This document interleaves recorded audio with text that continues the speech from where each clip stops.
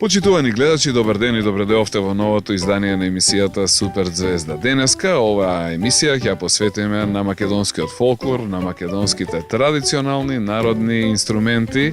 За кого станува збор и што секи има можност да видите, ќе откриеме за неколку минути. Во меѓувреме бидете тука, вивете убава и многу интересна емисија. Се враќаме во програма за кратко. Почитувани гледачи, добар ден и добре дојавте во новото издание на емисијата Супер Звезда. Денеска за сите вас имаме едно големо изненадување, имаме еден мој стар добар другар. Станува збор за господинот Стефче Стојковски. Стефче, добро ми дојде во Супер Звезда. Даре, добро те најдов и поздрав до сите ваши ценети гледачи. Кажи ми како си? Па благодарам, добро. Убаво се чувствувам, расположен и така. Дојдени сме сега во еден пријатен амбиент и атмосфера која соодветствува до некаде со она што ти го работиш, да кажеме на што ќе посветиме оваа емисија. Ќе зборуваме за едни прекрасни, убави, традиционални македонски фолклорни народни изворни инструменти, така ли? Ти си човекот кој што долги години назад ја гаи традицијата, ја наследи, предпоставам, од твојот татко, од твојот дедо. Кои инструменти ги свириш тебе да дознаат најмладите гледачи? Убаво ме најави, значи јас традицијата ја продолжувам во моето семејство, од колено на колено, од дедо прадедо. Многу пати сум говорел околу тоа прашање, значи за прв пат историски наназад се сретнува мојот прадедо Стојко, кој што е опишан во Крпен живот. Тој ја свири свадбата на доста рожденката. Ете така, таму е кратко напишано дека Стојко беше гедаџијата на свадбата. По тој дедо Стојко ние сме Стојковски во семејството. И таа традиција се пренесувала од татко на син, од дедо на внук и така. Така да до ден денес таа традиција на некој начин и тој ген што го носиме музички го наследувам јас и се надевам дека понатаму моето поколение ќе го продолжи тоа. Потекнуваме од Мариово, од село Витолиште, таму исклучително значени се изворните инструменти, свирењето на изворна музика. Нема ден, нема празник, нема делник што викаме да не помине со некаква песна, да не помине во некое музичко расположение и така натаму. Па дури мојата мајка кажуваше кога дошла тука, нели, кога во Скопје, кога се омажила за мојот татко, покоен, по професија беше татко ми доктор, а и мојот дедо беше доктор. Но откако дедо ми се пензионирал, ќе раскажеме околу тоа малку повеќе, мајка ми вика кога дојдов, вика за прв пат тука, мајка ми Витолчанка, нели, а татко ми селани од Витолиште. Вика секој ден, вика, просто бев зачудена кога секој ден, вика, во семејството, во куќата дома почнува дедот и бабати, вика, да свира, да пеат, па покрај нив, вика, и тетка ти ќе дојдеше, чичкот и така, ќе се соберат, вика, и други комши и други, вика, луѓе, ќе дојдат, вика, ќе почнат да пеат и мене тоа ми беше сосема чудно. Тоа е една духовна храна која што ја негувале, да кажеме, нашите предци, која што ние денес мораме да ја продолжиме и не смееме во никој случај да ја заборавиме или да ја ставиме во некоја шкафче да ни стои, туку напротив мораме интензивно тоа да го продолжуваме. Да се навратам назад како јас почнав, како свирењето на изворни инструменти, значи го продолжив. Дедо ми 50-тите години, значи доаѓа од Битола во Скопје и на 55 години како работел во војна болница, се пензионира, нели, како млад пензионер и му рекол на татко ми купи ми гајда. Татко ми студент никогаш не го ни видел распрскано семејството, не го видел дека знае да свири дедо ми. И кога почнал да свири, почнал да се собираат мариовци од околу луѓе, нели, дојдени тука, пензионери. Свират, вика, мајка ми кажуваше, вика, и кажува се уште, свират, вика, играат, пеат, вика, во дворот, фатени, ајде, орок, игра, дедо ми свири. Леле, вика, татко го прашувал татко ми, вика, татко, од каде знаеш ти да свириш? Па вика, свирев јас како дете, свирев каол, гајда, свирев. Едно време, вика, кога дојдоа германците и хармоника почна да свирам. И така, знаел шупелки да свири двојници. И вика, добро, тој свирал, другите пеат, играат, ама како подостарел, вика, не можам повеќе да ја дувам гајдата, купи ми сега каол. Татко ми му купил каол, така почнува, нели, дедо ми да свири. Татко ми го гледал каолот, вика, празно, вика, шупливо, како вадиш тон на овој инструмент? И кога ќе дошле целаните, му рекле, татко ми ќе земал да проба, докторе, прво треба да одиш 5-6 години овчар да видиш, па после каол да научиш да свириш. Татко ми се смеел, викал, чекайте, ја за 5 години факултет медицински завршив, не каол да свирам. Ете така и татко ми почнува, да кажам, таа некоја традиција. Потоа почнувам и јас како дете, на мои 4-5 години, јас ги слушав како тие свират. Многу често одевме на верски слави, на прослави, нели во Витолиште, во Мариово. Таму гледав како свират, како се веселат, како играат чичковци мои, братучедина, татко ми, од семејството, поколението, така да, ете, од таму и таа љубов и тој корен и тој ген што јас го наследувам и до ден денес го немам. И прекрасно да си ми жив и здрав. Сега, вака кажи ми, ти свириш на многу инструменти. Не свириш само на гајда, не свириш само на кавал. Во широкиот спектар инструменти кои ти ги владееш. Кои се инструменти се тука? Ајде, може ли да наброиме? Па, јас се трудам на некој начин да ги свирам сите изворни инструменти или да ги изучувам, бидејќи човек додека е жив и додека во рацете држи било кој инструмент, инструментот крие тајни. Но ако не го земеме да го свириме, да ги откриеме тие тајни, никогаш нема ни да го совладаме инструментот, затоа викам ги изучувам инструментите. Значи, јас ќе ги набројам, тука спаѓаат и дувачките инструменти. Од дувачките ќе почнам со кавалот како мој прв инструмент, потоа шупелката, дудукот, двојницата, дудучето мало или сворче како уште се вика, нели? Потоа, еве, ќе наброиме зурлата, ќе наброиме што имаме уште во дувачките инструменти. Двојницата може би ја кажав. Добро, еве ќе скратиме, одиме на жичани тамбура. Сега тука има повеќе видови на тамбури, но принципот на жичаниот инструмент е тој што е жичен инструмент. Или имаме мала тамбура, па тамбура со 4 жици, па тамбура со 2.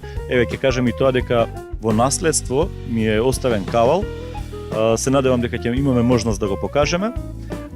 Кавал кој што е 300 години стар, кој што е најден во старата куќа во селото, значи не го знаел ни дедо ми, ниту татко ми мој, ниту прадедото негов, туку кога земале да ја реновираат, да го менуваат кровот, чатијата, нели што викаат, е пронајдена фотрола. Фотролата се е руинирана, значи скроз, затоа што не била одржувана, а кавалот бидејќи бил мачкан со овча маст или со масло маслинова, е останат како таков, но е искршен многу, па земавме со татко ми го реставриравме, да, го поправивме и тој е во наследство некаде можеби повеќе од 300 години стар, а да кажам уште нешто дека тамбурата од дедо Илко, попот, односно Поп Илко, таткото на дедо Стале Попов, крпен живот, нели, на авторот, е во, да кажеме, во нашето, да кажеме, богато музејско, нели, наследство кое што го имаме во таа една колекција од изворни инструменти и така натаму. Така да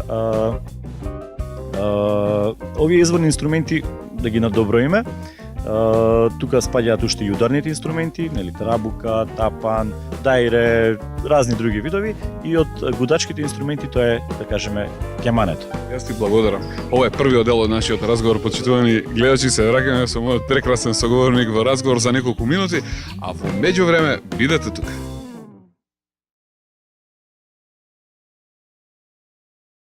Почитувани гледачи, се враќаме во разговор со мојот денешен гостин, Стефче, ајде сега еве вака, да си поприкажеме малце за твоите рани почетоци. Ми каже дека на 4 години прв пат засвире.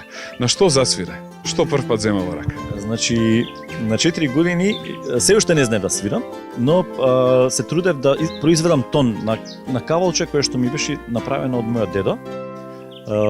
Тој сам со едно жешко железо, да кажеме, загреано, избуши дупки на едно дрвце, ми направи едно кавалче и ми го даде. Значи мало како шупелче. И јас бидејќи не знаев да произведам тон, се трудеа и дедо ми и татко ми да ми покажат како, ама се ми интересираше, джамли ми интересираа, други се извинувам, други детски игри. Ама најмалку кавалчето. Секога ќе земеа дедо ми и татко ми да свират, јас ќе одев и ќе им правам ќе им сметам да не може да свират. Нели? И татко ми еднаш ми вика, слушај, или вика свири со нас, да седнеме сите тројца, да свириме, или вика остави на нас да свириме, па ти после ќе свириш. Сега, значи никогаш не ме терале со сила тоа да го направам. Туку едноставно љубовта кон полека ми се и желбата за свирење покрај нив ми се вродуваше сама по себе, да кажем. На 5 години произведов тон. Значи на 5 години ми објаснија како да произведам тон, значи како се произведува, како, и на 5 години почнав да произведувам тон. И тие ќе свираа нешто и ќе ми кажеше татко ми, сега само држи тука. Нели?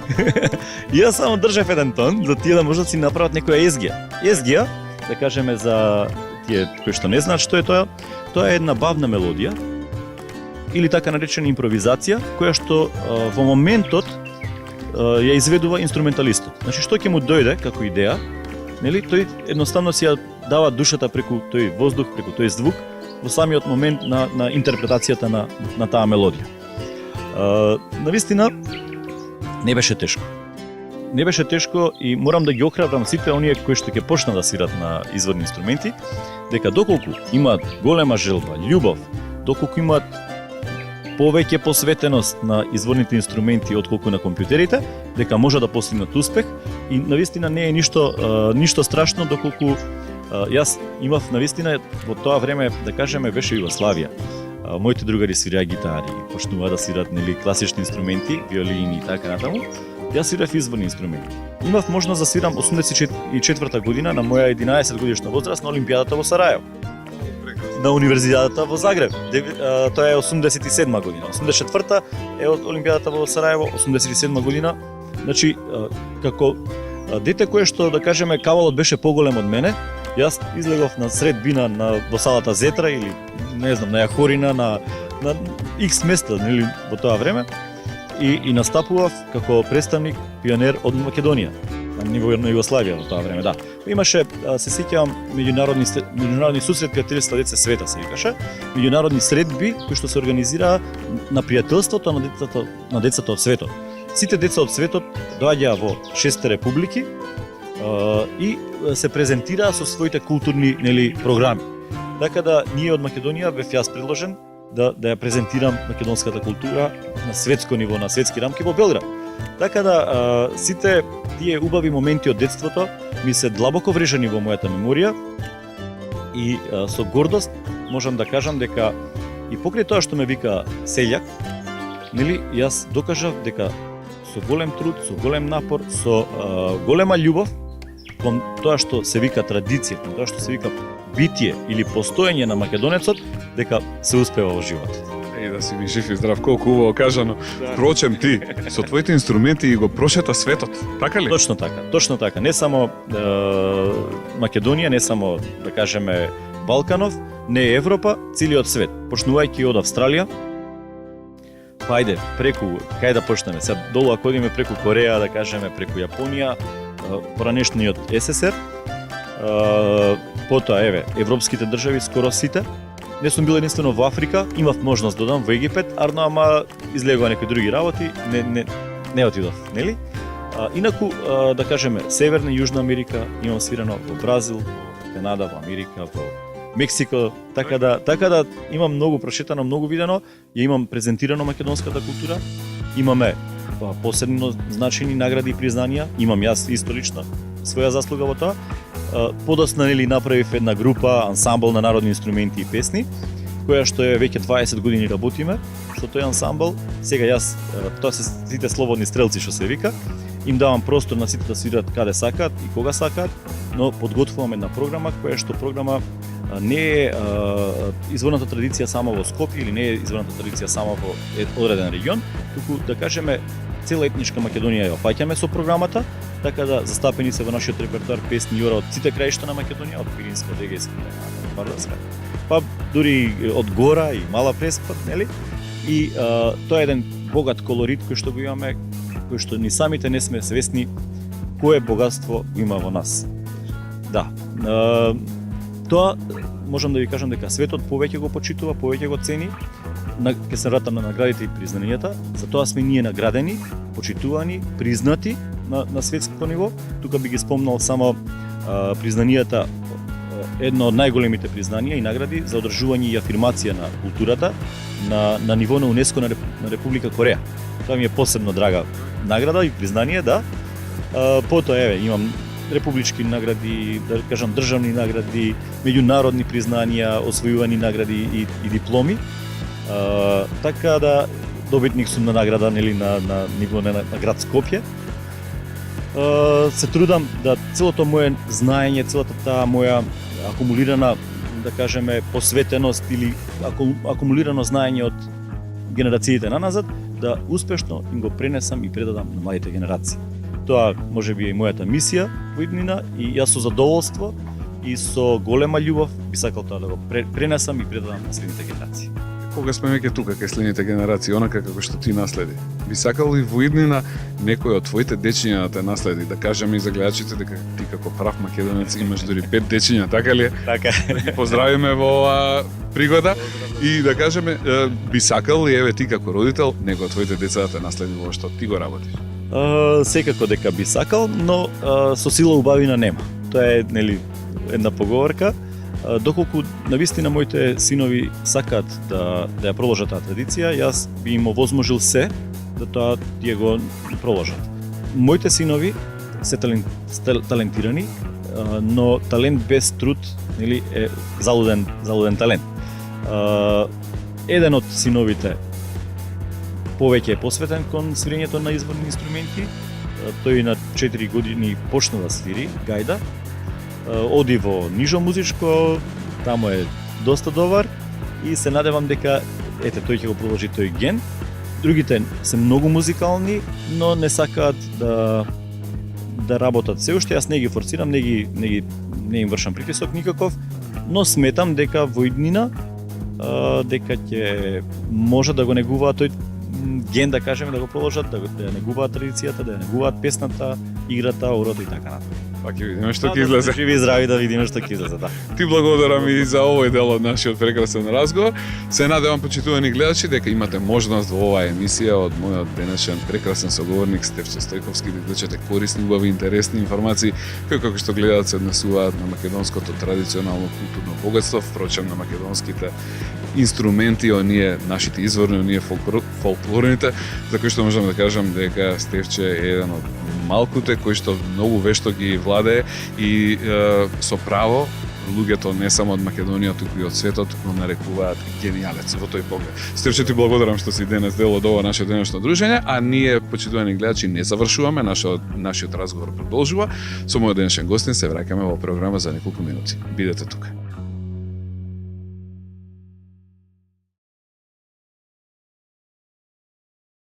Се враќаме во разговор, почитувани гледачи, со мојот денешен гостин, господин Стефче Стојковски. Ти благодарам што си тука. Ја мислам дека си имаме убав разговор, а?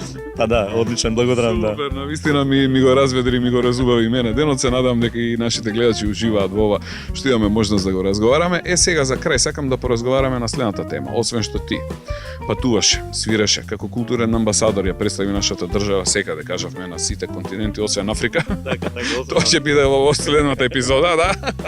Се надам дека ќе имаш можност да не представиш и тамо. Ти даде голем придонес, значи, на тој музички план.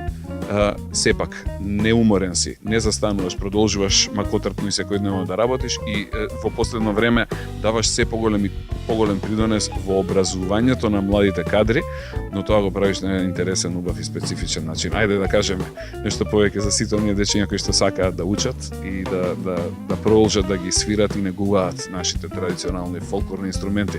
Каде и како тоа може да го сторат? Значи, ајде, еве, ќе ја кажеме малку историјата. Јас почнав да организирам некакво училиште или работилница за изучување на изворни инструменти, арнама сето тоа што јас го работев, чувствував потреба да не го наплатам, бидејќи мојот дедо кога му учеше да свирам јас кавал, тој никогаш не ми наплати мене. Ниту пак мојот татко ми зема пари за нешто што ми покажал. Ниту пак некој ми земал пари што сум го снимил или што ми ја пренел некаквата традиција мене. Така да јас одлучив да сето тоа моје знаење го пренесувам на младите деца, кои што имаат интерес, кои што сакаат да свират, да изучуваат изворни инструменти, без никаков надоместок. Значи, тоа е така. Јас сум тука, повторно ќе кажам, на овој свет со некаква мисија и таа мисија, бидејќи сам не можам да си го вреднувам својот труд, решив тоа да го дадам така на еден слободен начин, еден слободен израз, кај што секој што е заинтересиран и што ќе ме праша било што околу изучување на изворни инструменти, јас со задоволство би му покажал, би му пренел и секој оној што ќе запне некаде, нели, во изучувањето, не му е јасно некој ор или не знае некоја фраза, со задоволство ќе му ја покажам, без никаков надоместок. Има ли заинтересирани дечиња за ова што го разговараме сега? Има и дечиња заинтересирани и повозрастни, но децата се навистина нешто кое што кога ќе дојде со искрена љубов кон тоа што сака да го совлада, дали е тоа кавалот, дали е гајдата, дали е тамбурата, значи вие можете да го обликувате тоа дете, да му дадете еден правец. Не дека треба само од мене да учат и мои работи да свират, или тоа ја што ќе им го кажам, само така да го оцени. Туку напротив, да го научи, да го совлада и да си го интерпретира самиот од себе, бидејќи тоа е богатството на нашата традиција. Ниту една баба не е испеала иста песна како незината баба. Не разбирате што сакам да кажам? Значи, ниту едно од едно во друго село, нели, ќе кажем ајде Мариовска носија, да, ама од една во друга куќа везот, нели, си е интуитивен, самиот човек, самата баба си го направила. Самиот гајдаџија, два пати едно исто оро не може да го отсвири. Тоа е формата на тоа оро, ама нека секој Душата во секој момент е различна. така е, секој си го обликува на свој начин. Тоа истото оро, значи некој дава поубава фраза, па подобар мајстор од другиот. Нема тука надпревар, но самото тоа што излегува од нас е тоа што го консумираат и децата, да кажеме како такви, и возрастните преку нив. Јас обично ги прашувам децата кои што сакаат да свират, дали децата сакаат да свират или нивните родители сакаат децата да им свират. Значи тука е Многу голема. убаво прашање. Да. Така. Тука има доаѓаме во една состојба каде што ние сакаме да им покажеме, децата не се трудат да научат, да совладаат. Родителите сакаат нивното дете да свири, детето не им сака да свири кава. И сега тоа е еден судар помеѓу нас родителите, ние сме амбициозни и сакаме да нашето дете да постигне и карате, и не знам англиски, и свирење кавал, па ако може и клавир, па ако може и не знам. Но самото дете тоа е еден притисок кој што ние им го вршиме на нашите деца, кој што секој ние сме си поставени на својата функција и задача која што треба да се извршиме. Така и нашите деца, значи за секој за што се вика Господ, за секој еден ќе даде еден, што викаше татко ми, ако не бел леп, еден црн леп ќе јада. Така да секој сме со своја мисија и мислам дека оставете ги самите деца, тие сами ќе си одберат што точно е нивниот инструмент, што им лежи, дали кавалот, дали гајата, дали тамбурата, дали зурлата, дали тапанот, па не е срамота ни тапанџија да биде моето дете, нели? Не е срамота да биде, што викам јас, и ѓубраџи. И тоа има вредност, затоа што и тоа некој треба да го работи. И тоа треба ние да го почитуваме и да го вреднуваме и да го цениме, бидејќи тој ни прави нас некаква услуга, општествена корист. Така да мислам дека децата се најчистото нешто кое што можат да не израдуваат со тоа што тие ќе го сакаат да го работат, дали е тоа еден цртеж да го нацртаат, дали е една партија шах, нели? Тие се тие кои што во одреден момент ќе ни создадат, нели, некаква нервоза, ајде да ја кажеме, но единствено љубовта е таа која што љубовта од наша страна према децата и љубовта на детето према тоа што го работи ќе постигне резултат и ефект во животот. Многу ти благодарам за денешниот разговор. Ти благодарам јас. Поздрав до сите дечиња кои што сакаат да свират, значи во секое време може да ме побараат. Јас сум тука во секое време за нив. Ќе ми биде многу драго, чест и задоволство да можам да го пренесам моето акумулирано знаење. И благодарам што ја прифати мојата покара и многу сум горд што еден ваков прекрасен човек како што си ти, со една многу убава мисија дадена, претпоставувам, од Бога, имав можност да го презентирам денеска пред нашите гледачи. Почитувани гледачи, со господин Стефче би можели уште многу да разговараме. Он, освен што е одличен музичар, можам да кажам дека е и прекрасен човек. За жал, нашата емисија мора да заврши токму овде и токму сега. Толку ни дозволува нашето време. Ве поздравувам во следната емисија на Супер Звезда. Се гледаме за 7 дена од сега, а до тогаш бидете весели, срекни, слушајте ги мама и тато и негувајте традиционалната македонска музика. Стефче, да им мафнеме на сите, да им кажеме чао. Фала ви, чао, пријатно и до гледање, чао.